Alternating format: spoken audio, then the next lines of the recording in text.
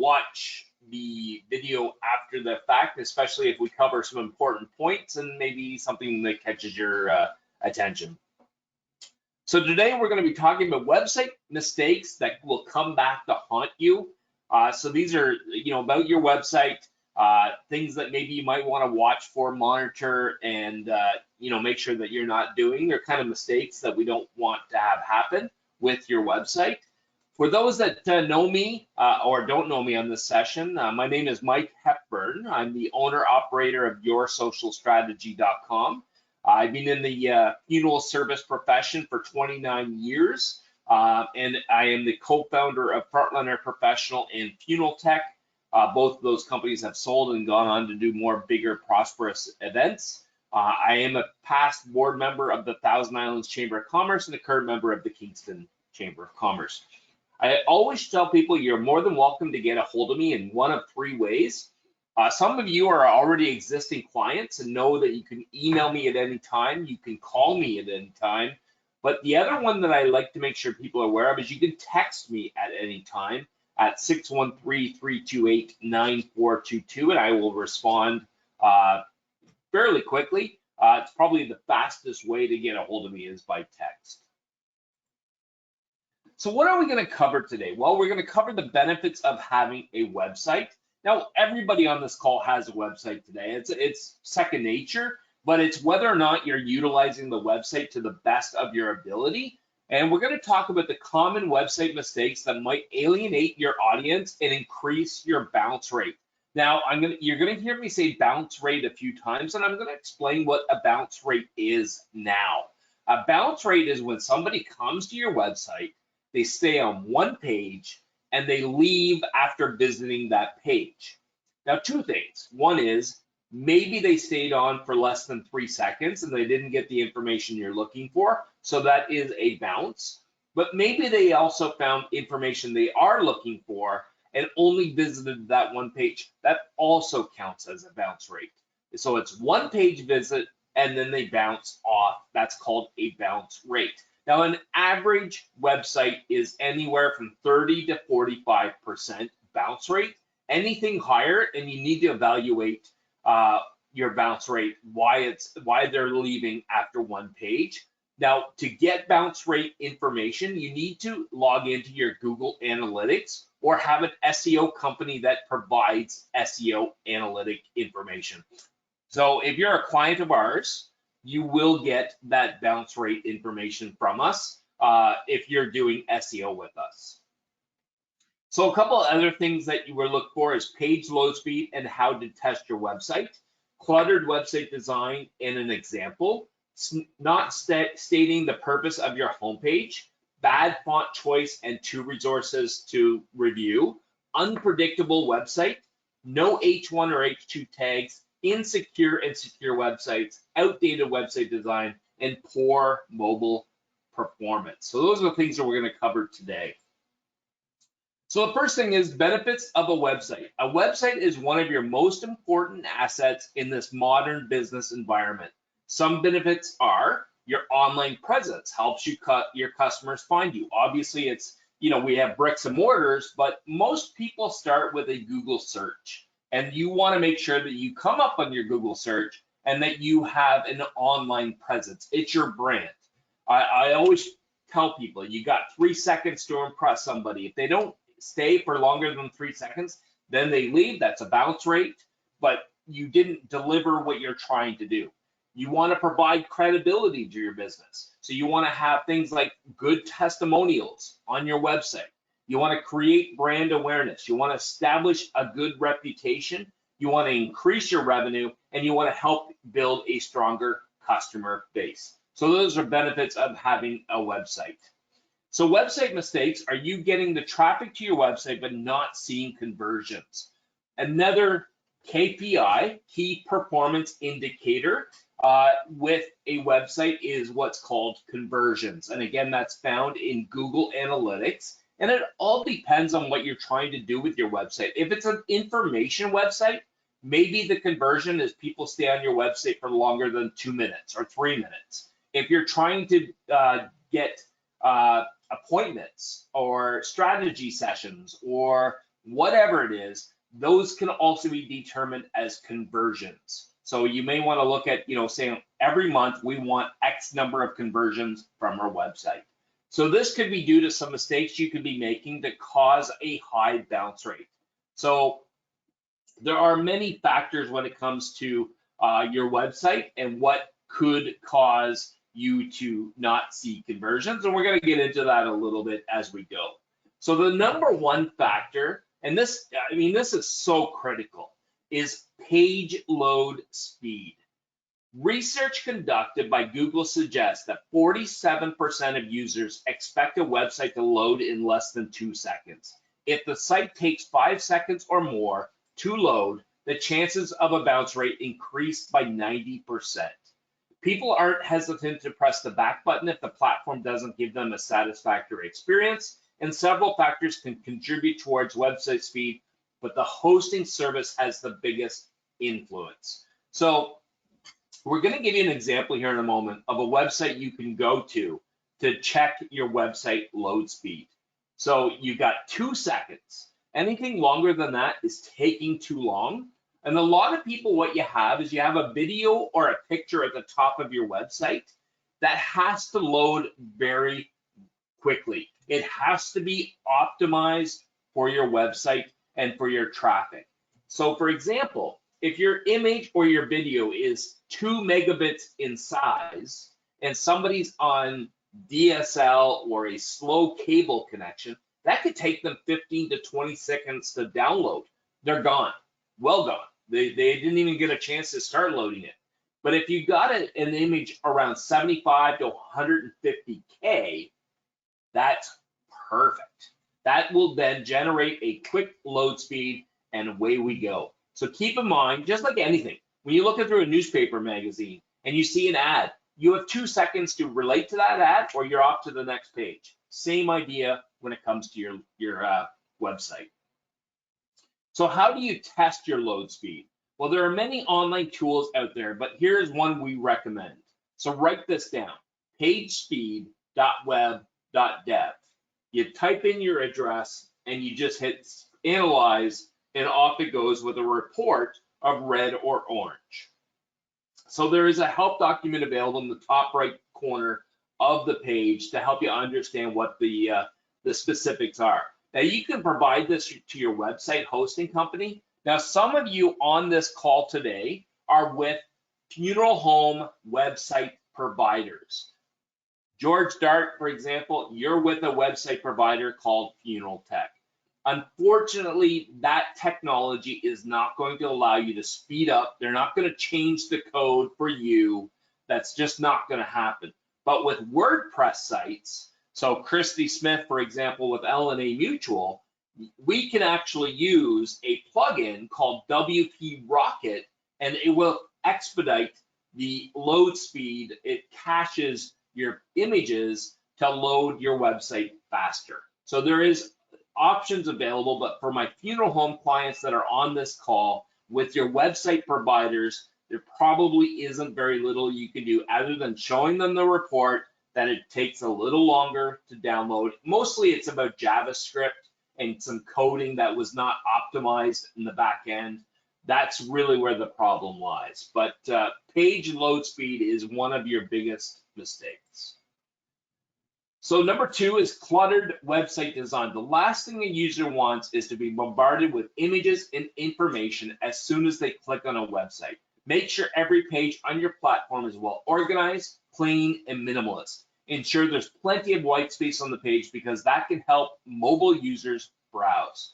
Now we're going to get into an example of a before and after of a website page that is cleaned up from clutter to non-clutter, but this is very critical.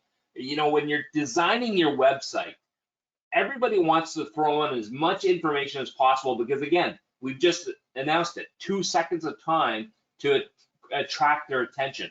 But you can attract their attention by images, not overabunding them with images, not throwing a ton of content down their throat so they have to read. You want to catch their attention above the fold, that's above where your website loads, where you don't have to scroll down, it's above the fold. You want to catch their attention very quickly.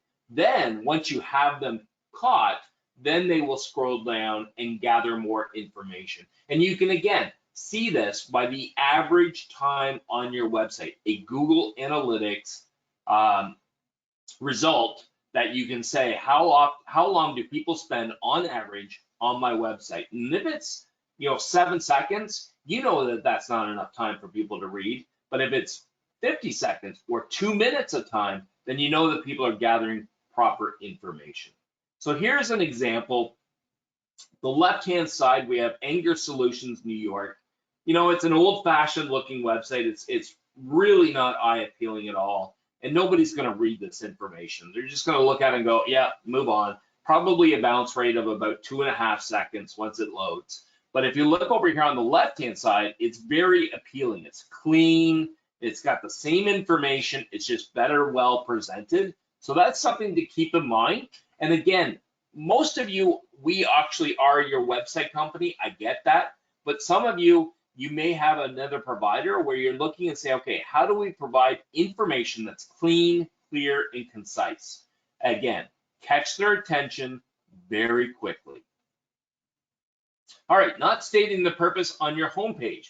Modern consumers tend to make a snapshot decision on it as soon as the website loads. They look at the homepage content for a few seconds to understand the website's purpose. If they don't understand what the website is for, they'll leave immediately. This is especially true for business-to-business businesses, B2B businesses. Nearly half of the consumers will leave your website if its purpose isn't clear.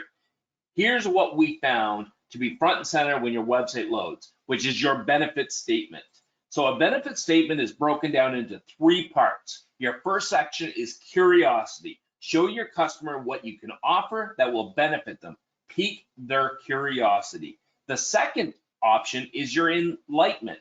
How to enlighten a customer on how to increase their chances of survival. And then finally, you want to get them to commitment. This is where you ask them to make a decision, what your call to action is used for. So breaking it down, here is a section actually on one of our websites, marketing services that turn leads into customers. We piqued their curiosity. Then we break into a whole paragraph, very short, that we enlighten them.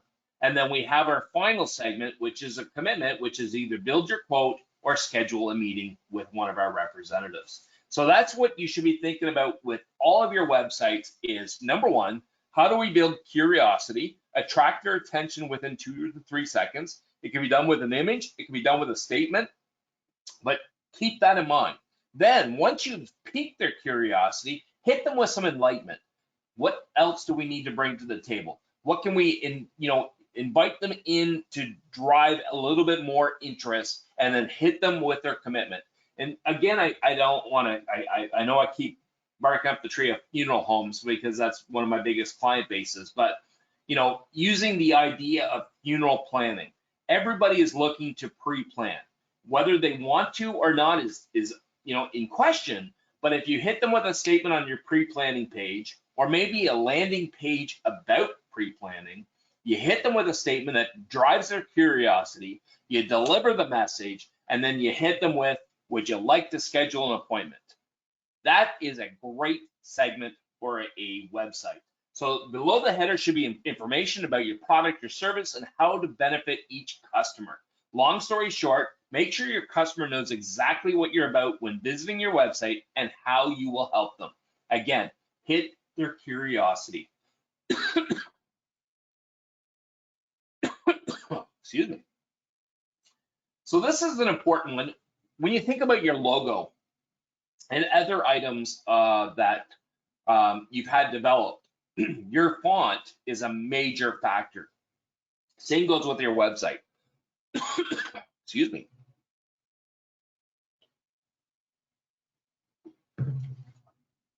I got all excited about curiosity and I just can't speak.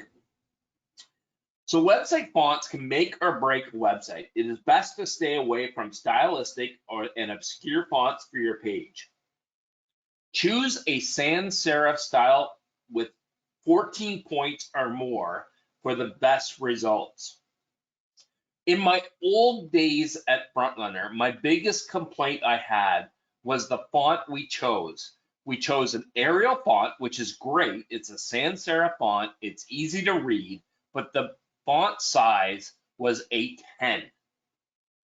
For the older crowd, they needed to zoom in order to read the paragraph. And I had so many complaints from funeral homes stating that it was just too small. So make sure your font is either a 14 point or larger. Your website designer can certainly go over that with you. This style is compatible with different kinds of readers and devices, which means everyone can read your content with it without issues. You can use stylistic fonts on logos, graphics, or content, but not in the website copy. It is also important to make sure there's a good contrast between the text and the background. I've seen that. Actually, I just had a website the other day where they had a background image and they had text on top and you couldn't read the text very clearly. Make sure that your background image is not contrasting with your text. You want it both very easily readable. And then the final piece is you maybe want to do some A/B testing with the website copy to ensure it is readable. So A/B testing, for those that don't know, is you have a copy A and you have a copy B. And what you do is you send out the copy A to one user and the next user gets copy B. And it keeps going for however long you want to do the testing for. And then you look at the results. So whether you're looking for clickable items in maybe A that's different than B, you want to see what actually works the best. So we have, I know with some solutions you do have A/B testing involved, but that is something you can also do very easily. Now, number 5, continuing on with 4, your font resources. Here are 2 font resources that can help determine the fonts to use on your website. So the number 1 is What Font is a Chrome extension that allows you to hover over a font on any website to determine what that font style is. And if you see a font you like, looks good and easy to read, then we suggest using this tool. The other one is fontjoy.com is a website that allows you to generate fonts to see what works well together. Make sure when using this tool, you pay attention to what fonts look good and read well together. Unpredictable design. Everyone wants to stand out and be unique, but sometimes unusual design choices can do more harm than good. Most users expect certain things from the website. For example, they know every site has the most important products and services listed on a drop-down menu underneath the header. Most also know all the company information like FAQs, contact data, location are placed at the bottom of the page. You can make a site unique without compromising its logic or flow. Focus on branding and appearance while maintaining a streamlined structure. One thing that I'm going to share with you that I think is very important, and it's right about brand awareness. When I look at many websites, their logo is in the top left. That's proper. But the logo is so small that I think they're losing on brand awareness. The logo should be at least 10 to 15% larger on pretty much every website I go to, because I feel the brand should be the company name. The logo should be more prominent. It should be 10 to 15% larger, and it should, there's nothing to hide. You want them to know this is who you're dealing with, and you want that logo to be entrenched in their brain.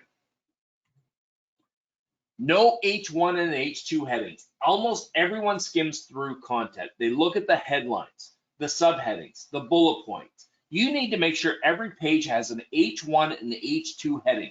The H1 heading should be grab attention and be bold, while the H2 line should be elaborate on it. These taglines state the purpose of the site and provide precise information which improves the overall user experience. I'm going to elaborate a little bit on this because I think this is a big one. Now, I'll be honest, pretty much all website owners probably don't go through their page on an individual basis and say what should be an H1 and what should be an H2 and an H3. There's actually up to H5. So there's H1, 2, 3, 4, 5. Each H tag has a purpose. Your H1, which there should be 1 per page, should have your keywords in that headline. So it's actually the most prominent H tag used for SEO purposes. Your H2, while it's a subheading, should have your explanation of what the page is and doesn't have to necessarily be bold. Your H3 is a subheading as well, but a little less prominent than your H2. Your H4 and H5s are actually not really utilized for SEO whatsoever.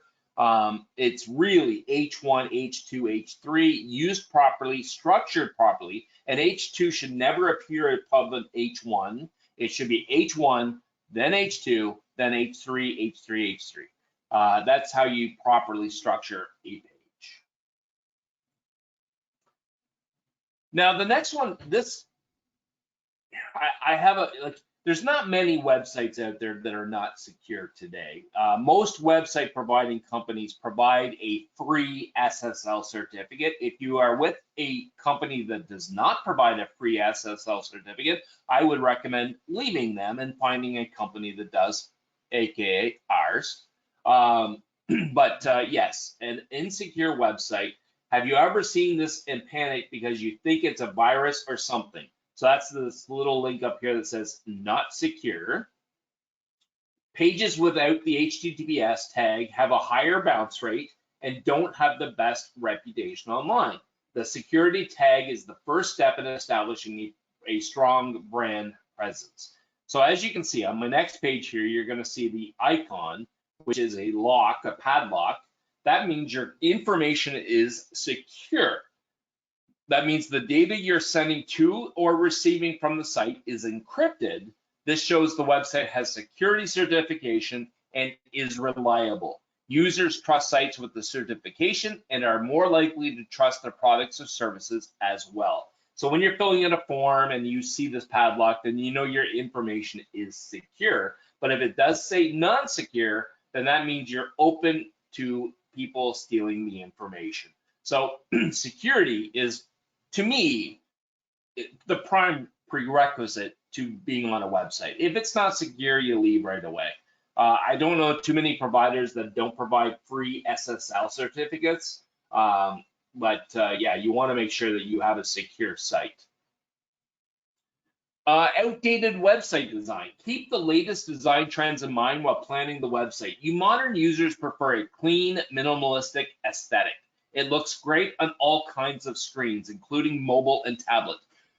I don't know, I got to tell everybody, take a look at your website from a mobile device. Is it easy to use? I find, and I'm going to pick on my funeral home clients one more time, that most funeral home websites are very difficult to use in a mobile environment. And that mobile environment is going to represent 45 to 60% of your traffic per month. So it's a huge number, and you should be making sure that your website is working perfectly on a mobile or tablet environment. Also make sure, and we don't talk about it in this presentation, but make sure that your call tags, your telephone number, has a link to that when clicked, they actually call your business. That's huge in the mobile and tablet environment. So make sure the design represents your brand well by adding carefully chosen colors, logos, and graphics. The site should tell a story and convey the right message to your target audience. Again, I'm just going to state, and this is also for my existing customers who have not gone through a website design change in the last 6 months. A lot of our customers are in a website design that is 2, 3, 4 years old. Things have changed. Things have moved. Mobile devices have become much more adaptable. You should be looking at designing a new website every 2 years. You want something fresh, you want something exciting, and you want your brand to stand out, especially in today's environment where online is huge. The last piece is the poor mobile performance. A significant portion of the website traffic comes from the mobile platform. I just said 45 to 60% of your traffic is coming from mobile. It is important to make sure your site is optimized. The responsive framework will ensure the site adjusts efficiently to different screen sizes. All menus should be accessible and all links should be easy to click, regardless of the type of device. Good mobile performance will also help you rank higher on the search engine results. It is a ranking factor when you are looking at search engines like Google and Bing is how your mobile device reacts. So we've gone through a lot of things here in roughly 26 minutes. We've gone through website design is a complex task that requires both skill and artistry and is one of your most important assets in this modern business environment. A site must perform up to user expectations while still looking great and staying functional. Mistakes and design issues can come back to haunt you later. So I'm going to ask at this point in time if anybody has any questions. If they do, great. I will answer them while we're on the air. If you would like to prefer to ask me a question privately, again, you can email me, mike@yoursocialstrategy.com. You can call me at 888-356-0380 extension 101, or you can text me at 613-328-9422. I'm always available, whether I'm here in the office or I might be out. I always try to make sure that I'm available to answer anybody's questions. Anybody that knows me knows that I'm pretty good at responding. I never go 24 hours without a response. It is totally unlike me. So with that being said, and now that you guys have stuck around, what we're offering is a discounted rate on website on-page optimization. So we're going to look at your website's on page. We're going to look at your on-page optimization as a checklist of items that we're going to go through. The normal value is $495. We're going to offer it to you at a $295 one-time fee. You can hit me up, or Dave will be following up with you to ask if you have any interest. If you are an existing SEO customer of ours, you don't have to worry about this. You're already getting it every month. But for our non-SEO customers, might be something to consider. All right. That is it for our presentation. I thank everybody. Again, you'll get a copy tomorrow at 2 o'clock, whether you attended or not attended. And if you have any questions, please be able to hit me up. Thank you, and look forward to our webinar in August, which is going to be on Instagram marketing. And can't wait to have that one. Take care, everybody.